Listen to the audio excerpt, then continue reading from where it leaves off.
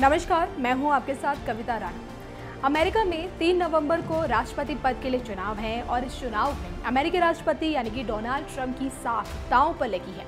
चुनाव से पहले ट्रंप कई बड़े फैसले ले रहे हैं। ट्रंप ने H-1B वीजा को लेकर नया आदेश जारी किया है। अमेरिकी राष्ट्रपति डोनाल्ड ट्रंप का ये फैसला इंडियंस के लिए एक बड़ा झटका माना जा रहा है।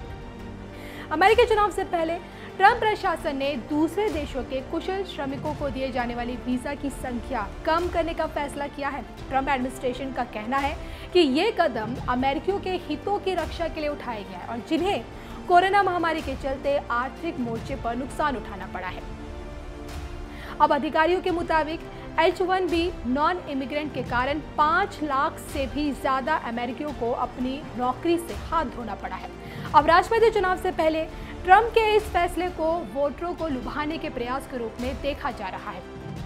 हर साल H-1B वीजा 85,000 प्रवासियों को दिया जाता है और जिसमें भारतीय और चीन के प्रोफेशनल्स की तादाद सबसे ज्यादा होती है और इसलिए ट्रंप प्रशासन के इस कदम का सबसे ज्यादा प्रभाव इन्हीं दोनों देशों पर पड़ेगा।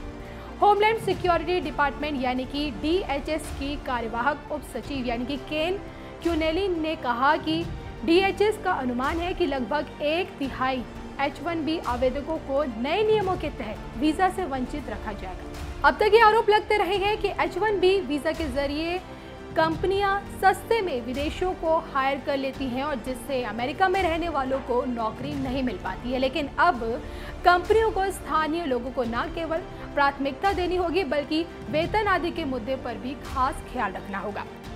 तो डोनाल्ड ट्रंप शुरुआत से ही H-1B वीजा प्रोग्राम को लेकर सख्त रहे हैं। उन्होंने H-1B वीजा प्रोग्राम पर दिसंबर 2020 तक रोक लगा दी थी, लेकिन अदालत ने सरकार के इस आदेश को पलट दिया था और जिसके बाद से ये माना जा रहा था कि ट्रंप कोई बड़ा फैसला जरूर उठा सकते हैं।